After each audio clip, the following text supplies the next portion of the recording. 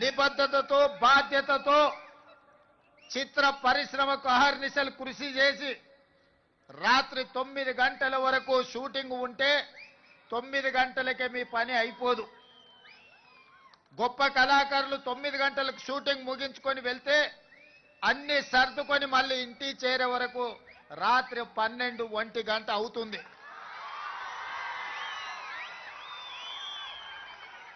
నాకు తెలిసి కొంతమంది తల్లిదండ్రులు వాళ్ళ పిల్లలు బాల్య వ్యవస్థలో ఉన్నప్పుడు తండ్రులను ఒకసారి గుర్తుపట్టని పరిస్థితులు, వాళ్ళు మేల్కొన్నప్పుడు మీరు పనిలో ఉంటారు, వాళ్ళు నిద్రపోతున్నప్పుడు మీరు ఇంటికి వస్తుంటారు. మీ శ్రమ మీ కష్టం నాకు తెలుసు. మీరు పడుతున్న ఇబ్బందులు. ఈరోజు నాకు హోదా ఉండొచ్చు, దేవుడు గొప్ప అవకాశం ఇచ్చుండొచ్చు ముఖ్యమంత్రిగా. కానీ కార్మికుల యొక్క కష్టాలు తెలవనంతగా అధికారం నా కళ్ళు మూసుకుపోలేదు. అధికారంతో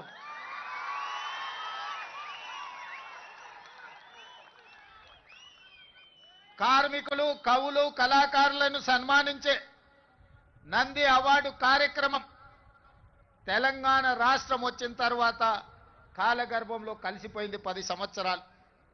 మళ్ళీ రెండవ తెలంగాణ రాష్ట్ర ముఖ్యమంత్రిగా నేను బాధ్యతలు చేపట్టిన తర్వాత మీతో ఒక సత్సంబంధాలు ఏర్పరచుకోవాలి, మీ సమస్యల్ని తెలుసుకోవాలని మిత్రుడు నిర్మాత దిల్ రాజు గారిని ఫిలిం డెవలప్మెంట్ కార్పొరేషన్ చైర్మన్ గా,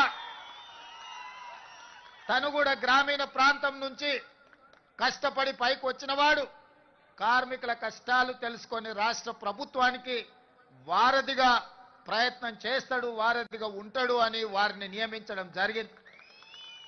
వారితో మాట్లాడి తెలుసుకొని ఆగిపోయిన నంది అవార్డుల కార్యక్రమాన్ని కార్మికులకు, కళాకారులకు ప్రజా యుద్ధ నౌక తండాలలో, గూడాలలో, మారుమూల పల్లెల్లో ఉండే పేదల కోసం జీవితం సర్వం త్యాగం చేసిన గద్దర్ అన్న పేరు మీద గద్దర్ ఫిలిం ఫేర్ అవార్డ్స్ ని ఒక కళాకారుడి పేరు పెట్టి, ఒక పోరాట యోధుడు, ఒక విప్లవకారుడి పేరు పెట్టి 10 సంవత్సరాలు ఆగిపోయిన గద్దర్ ఫిల్మ్ అవార్డ్స్ ని గొప్పగా నిర్వహించడం ద్వారా ఈ దేశంలోనే పరిశ్రమకు ఆదర్శంగా నిలబడే ప్రయత్నం చేసినాం.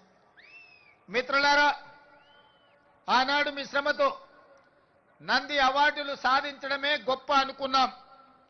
కానీ మీ శ్రమ వల్ల హైదరాబాదు నగరంలో విస్తరించిన తెలుగు సినీ పరిశ్రమ నంది అవార్డులు కాదు, ప్రపంచంలోనే గొప్ప అవార్డైన ఆస్కార్ అవార్డులకి ఈరోజు గుర్తింపు పొందింది. అంటే ఆ శ్రమలో డైరెక్టర్లు, నటులే కాదు, దాని వెనుక నిరంతర శ్రమ ఉన్న ఈ కార్మికుల యొక్క శ్రమ ఉన్నది.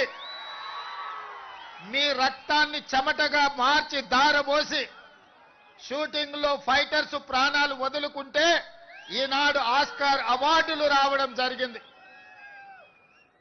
ఈనాడు తెర మీద మీరు కనిపించరు, 2.5 గంటలు తెర మీద కనిపించే రంగుల రాట్నం, దాని వెనకాల ఉన్న మీ కన్నీటి చరిత్ర ఉన్నది. ఆ విజయం వెనకాల కార్మికుల యొక్క శ్రమ ఉన్నది. ఈనాడు మహిళా కార్మికులు కూడా తమ జీవితాన్ని, సర్వాన్ని త్యాగం చేసి ఈనాడు సినీ పరిశ్రమను నిలబెట్టడానికి ప్రయత్నాలు చేస్తున్నారు.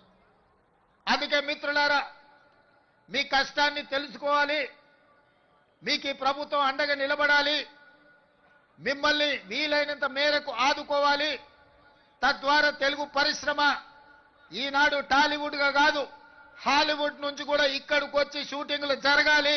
ఈ హైదరాబాద్ నగరం ప్రపంచ సినీ పరిశ్రమకు ఒక వేదిక కావాలన్నదే నా ఆలోచన.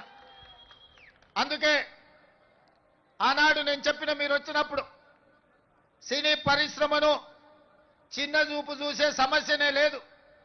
ఈనాడు ప్రతివాడు, నేను ఐటీ ప్రొఫెషనల్లను, హైదరాబాద్ నగరానికి ఐటీ అడ్డాను, ఫార్మాస్యూటికల్ ఇండస్ట్రీ అను ఏ విధంగా అయితే చర్చ జరుగుతుందో, ఫిల్మ్ ఇండస్ట్రీ కూడా ఈ తెలంగాణ రాష్ట్రంలో ఐటీ పరిశ్రమ ఎట్లనో, ఫార్మా ఇండస్ట్రీ ఎట్లనో, మా రాష్ట్ర ప్రభుత్వానికి ఫిల్మ్ ఇండస్ట్రీ కూడా అంతే ప్రాధాన్యత, అంతే